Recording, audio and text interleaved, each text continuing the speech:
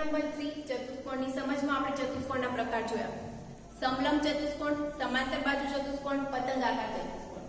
તો સમાંતર બાજુ ચતુષ્કોણ કોને કહેવાય? કે જેની સામસામેની બાજુઓની પ્રત્યેક જોડ સમાન હોય. સામસામેની બાજુ આપણે ધારો કે ચતુષ્કોણ PQRS લીધો તો સામસામેની બાજુ PQ અને RS સમાંતર હોય અને બીજી સામસામેની બાજુની જોડ QR અને SP સમાંતર હોય તો એને સમાંતર બાજુ ચતુષ્કોણ કહેવાય. પણ એમાં વિશિષ્ટ સમાંતર બાજુ ચતુષ્કોણ, તો વિશિષ્ટ સમાંતર બાજુ ચતુષ્કોણમાં પહેલું છે સમબાજુ ચતુષ્કોણ. તો સમબાજુ ચતુષ્કોણ કોને કહેવાય? કે સમાંતર બાજુ ચતુષ્કોણની બધી જ બાજુઓના માપ સમાન હોય તેને સમબાજુ ચતુષ્કોણ કહે છે. આપણે જોયું કે PQRS માં SR ની સમાંતર બાજુ PQ અને PS ની સમાંતર બાજુ કઈ છે? QR. પણ સમાંતર બાજુ ચતુષ્કોણ હોય તો સામસામેની બાજુ સરખી હોય અને સામસામેની બાજુઓના માપ સરખા હોય.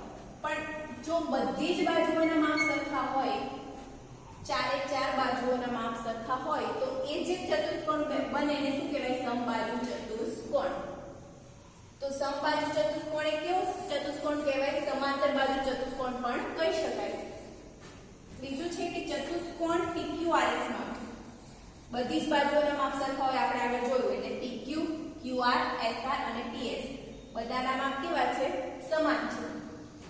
સમબાજુ ચતુષ્કોણ એ સમાંતર બાજુ ચતુષ્કોણ પણ છે. આપણે ઉપર જ કહ્યું કે સમબાજુ ચતુષ્કોણ એ સમાંતર બાજુ ચતુષ્કોણ છે તો એના સામસામેના ખૂણા કેવા હશે? સરખા. એટલે કે ખૂણો P બરાબર ખૂણો R અને બીજો ખૂણો S અને Q. તો ખૂણો S બરાબર ખૂણો Q. સામસામેના ખૂણા કેવા હશે? સરખા. અને પાસ પાસેના ખૂણા કેવા હોય? પૂરક. એટલે કે પાસ પાસેના ખૂણાના માપનો સરવાળો 180. P અને Q નો સરવાળો 180 થશે. Q R 180, S R 180 અને P S પણ 180 થાય. સમબાજુ ચતુષ્કોણના વિકર્ણો એકબીજાને કાટખૂણે દુભાગે છે. ખાસ વસ્તુ, કાટખૂણે. સમાંતર બાજુ ચતુષ્કોણ હોય તો એક ફક્ત પરસ્પર દુભાગે, પણ જે સમબાજુ ચતુષ્કોણ હોય એના વિકર્ણો કાટખૂણે દુભાગે છે. આ વચ્ચે જે બને એ કેવો ખૂણો બનશે? કાટખૂણો.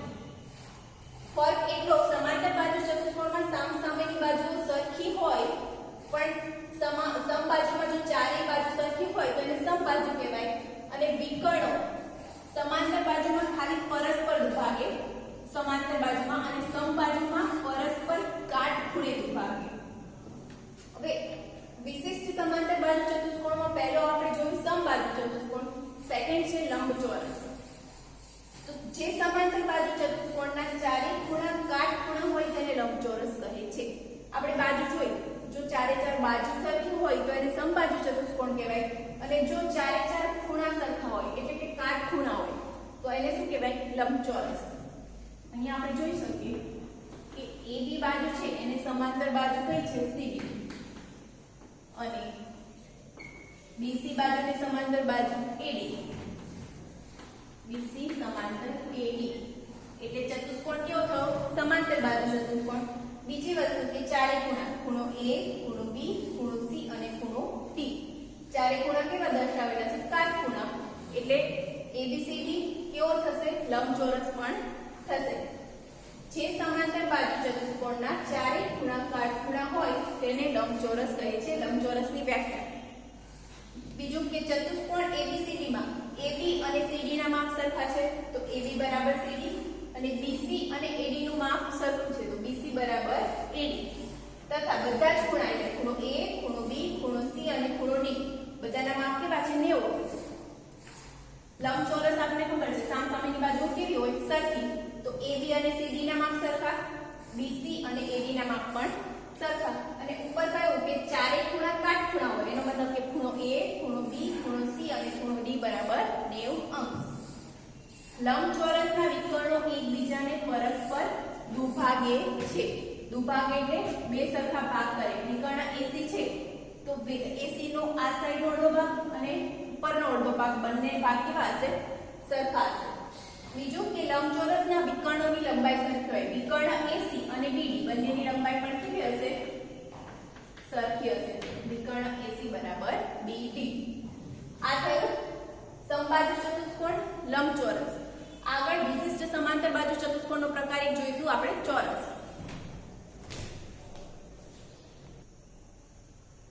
વિશિષ્ટ સમાંતર બાજુ ચતુષ્કોણમાં આપણે બે પ્રકાર જોયા, લંબચોરસ અને સમબાજુ ચતુષ્કોણ. નેક્સ્ટ છે ચોરસ. તો ચોરસ કોને કહેવાય? પહેલા તો સમબાજુ ચતુષ્કોણ. તો સમબાજુ ચતુષ્કોણ તો જે સમાંતર બાજુ ચતુષ્કોણની ચારે બાજુ સરખી હોય એને સમબાજુ ચતુષ્કોણ કહેવાય. અને લંબચોરસ જેના ચારે ખૂણા સરખા હોય એને લંબચોરસ કહેવાય. જેની ચારે બાજુ સરખી અને ચારે ખૂણાના માપ સરખા હોય એને શું કહેવાય? ચોરસ. તો ચોરસની વ્યાખ્યા જોઈએ. જે સમાંતર બાજુ ચતુષ્કોણની ચારે બાજુઓના માપ સમાન અને દરેક ખૂણા સમાન એટલે કે કાટખૂણા હોય તેને ચોરસ કહે છે. ચતુષ્કોણ ABCD આપણે લીધો છે. તો ચતુષ્કોણ ABCD માં AB અને CD નું માપ સરખું છે, BC અને AD નું માપ સરખું છે.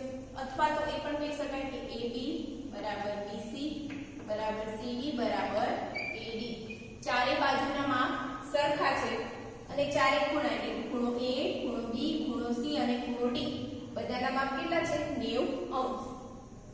બીજી વસ્તુ કે વિકર્ણો છે AC અને BD ચોરસના, એ વિકર્ણો પરસ્પર કાટખૂણે દુભાગે છે. પરસ્પર કાટખૂણે દુભાગે છે અને વિકર્ણોની લંબાઈ કેવી હશે? સરખી. તો આપણે જોયું ચારે બાજુ સરખી છે તો એને સમબાજુ ચતુષ્કોણ પણ કહી શકાય. તો ચોરસ એ સમબાજુ ચતુષ્કોણ.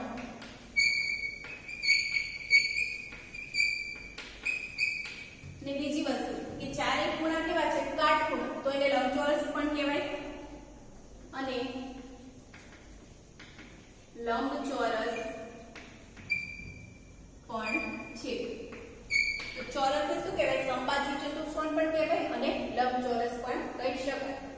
હવે આપણે જે લંબચોરસ, ચોરસ અને સમબાજુ ચતુષ્કોણના ગુણધર્મો જોયા એના પરથી ઉદાહરણ નંબર 7 જોઈએ. RIC સમબાજુ ચતુષ્કોણ છે. x y z શોધો અને તેની સત્યાપિતા પુરવાર કરો. તો ચતુષ્કોણ આપ્યો છે RICE. RI નું માપ કેટલું છે? RI બરાબર z. RI નું માપ z આપેલું છે. બીજી વસ્તુ ER નું માપ કેટલું છે? 12. સોરી, ER નું માપ 13 છે. ER બરાબર 13. ચતુષ્કોણ કેવો છે? સમબાજુ ચતુષ્કોણ. જો સમબાજુ ચતુષ્કોણ હોય તો બધી બાજુઓના માપ કેટલા થાય? સરખા થશે, 13°. વિકર્ણ જોઈએ તો વિકર્ણ છે CR અને AE. તો વિકર્ણના માપ કેવા થવાના? સમબાજુ ચતુષ્કોણમાં વિકર્ણો પરસ્પર કાટખૂણે દુભાગશે. તો વિકર્ણ EI અને CR પરસ્પર દુભાગે છે. દુભાગે છે એટલે વિકર્ણના બે સરખા ભાગ થશે. તો OC બરાબર શું થશે? OR. માટે OC બરાબર OR અને બીજો વિકર્ણ કયો છે? EI. તો OE બરાબર OI. બરાબર. પરસ્પર વિકર્ણ દુભાગે તો વિકર્ણના જે બે ભાગ થશે બંને ભાગ કેવા થશે? સરખા. આપણને x ની વેલ્યુ શોધવાની છે એટલે કે OE શોધવાની છે. OE બરાબર x એના બરાબર શું છે? OY. પણ OY ની કિંમત આપણને આપેલી છે 5. તો x બરાબર કેટલા થયા? 5. OC બરાબર OR છે. OC નું માપ આપણને આપેલું છે 12. તો OR કેટલા થશે? OR પણ 12 થશે. તો x બરાબર 5 અને OR એટલે આઈને આપણે લીધા છે y. તો OR ની જગ્યાએ y લખીએ. y બરાબર 12 અને x બરાબર 5. z ની કિંમત શોધવાની છે. સમબાજુ ચતુષ્કોણ છે તો સમબાજુ ચતુષ્કોણ માટે સમબાજુ ચતુષ્કોણની ચારે બાજુના માપ સરખા. તો RI IC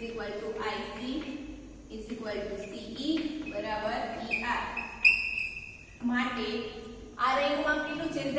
અને Z બરાબર z બરાબર ri અને er નું માપ આપણને આપેલું છે er બરાબર 13 તો z બરાબર પણ કેટલા લખી શકાય z બરાબર 13 ઉદાહરણ નંબર 8 RENT લંબચોરસ છે તેના વિકર્ણો પરસ્પર O માં છેદે છે જો OR બરાબર 2x 4 અને OT બરાબર 3x 1 હોય તો x શોધો બે વિકર્ણો છે RN અને ET આપણે જાણીએ છીએ કે લંબચોરસના વિકર્ણો પરસ્પર કાટખૂણે દુભાગે તો લંબચોરસના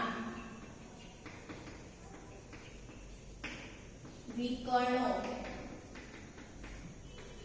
પરસ્પર દુભાગે છે અને વિકર્ણો કેવા હોય લંબચોરસના સમાન હોય દુભાગે છે અને સમાન છે સમાન હોય તો વિકર્ણ RN બરાબર ET RN અને ET સરખા થશે સમાન છે અને બીજું કે દુભાગે છે મતલબ કે એનો અડધો ભાગ પણ સરખો થશે તો RN નો અડધો ભાગ એટલે OR બરાબર ET નો અડધો ભાગ એટલે OT કેમ કે વિકર્ણ સમાન છે તો એના અડધા ભાગ પણ કેવા થવાના સરખા એટલે OR બરાબર OT લખ્યું આપણે OR બરાબર શું આપેલું છે 2x 4 અને OT બરાબર 3x 1 આપણે શોધવાનું શું છે x શોધો x શોધવાનું છે 3x ને આપણે આ બાજુ લઈએ તો 2x 3x ડાબી બાજુ આયા 4 ને જમણી બાજુ લઈ જઈએ તો -4 + 1 તો 2x માંથી 3x જાય તો -x બરાબર -4 + x -3 બંને બાજુ માઈનસ વડે ગુણી દઈએ તો માઈનસ પ્લસ થઈ જશે તો x બરાબર 3 માટે x ની કિંમત આપણને કેટલી મળી